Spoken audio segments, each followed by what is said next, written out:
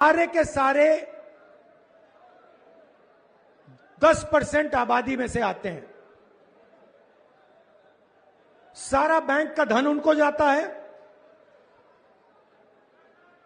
सारी नौकरियां उनको जाती हैं,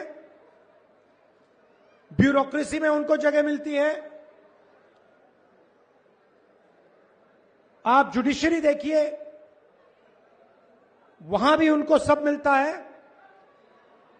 सेना में उनका कंट्रोल है। क्या होगा कि राहुल गांधी बोल रहे हैं कि जो सेना को सिर्फ 10% लोग ही चला रहे हैं। उनका कहने का मतलब था कि जो 10% अगड़ी जातियां हैं सेना को वही चला रही हैं। तो दोस्तों, ये पहली बार नहीं है कि राहुल गांधी ने सेना के ऊपर सवाल उठाया हो। आपको पता है कि वो हर टाइम पे सेना के ऊपर सवाल उठाते रहते हैं। चाहे ऑपरेशन सिंदूर हो तो उन्हें पाकिस्तान की सेना पे भरोसा है कि पाकिस्तान सेना ने बोल दिया कि इनके इतने हमने राफेल गिरा दिए तो बस हो गए। उसका सबूत पाकिस्तान के पक्ष में खड़े होकर सबूत मांगने लगते हैं।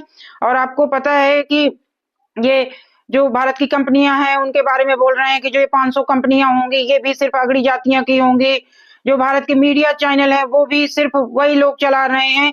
पर राहुल गांधी को ये जवाब देना चाहिए कि इनके पार्टी के लोग जो बोलते हैं ना कि राहुल गांधी जनेऊधारी ब्राह्मण है, जनेऊधारी ब्राह्मण है, तो आप भी तो फिर प्रधानमंत्री बनना चाहते हो। तो आप भी तो फिर अभी तो चलो ओबीसी, अगर मान ले नरेंद्र मोदी जी को तो ओबीसी प्रधानमंत्री हैं आप, तो आप भी तो अगड़ी जाति में आओगे। अगर आप जनेऊधारी ब्राह्मण हो तो फिर आप क्यों प्रधानमंत्री बनना चाहते हो? फिर आप भी किसी जिनका बोल रहे हो कि सबका होना चाहिए भला, तो फिर उनके लिए छोड़ो ना सीट।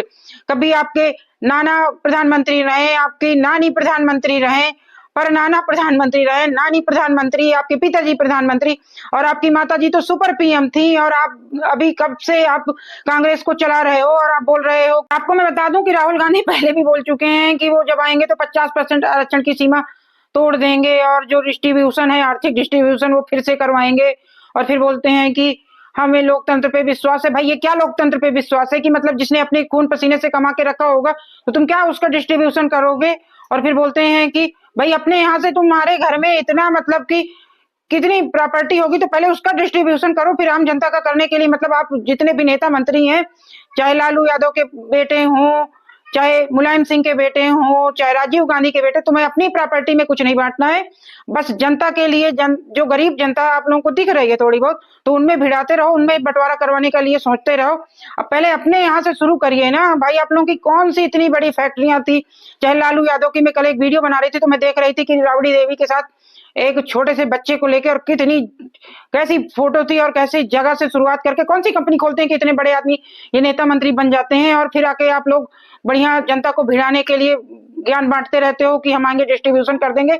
सबसे पहले आप लोग सारे नेता मंत्री अपना डिस्ट्रीब्यूशन करिए, तो फिर आम जनता के डिस्ट्रीब्यूशन का उसमें कुछ सच्चाई है कि नहीं, आप लोग कमेंट करके बताइएगा। वीडियो पसंद आया हो तो लाइक करें, शेयर करें, सब्सक्राइब करें। धन्यवाद। वंदे मातरम। भारत माता की जय।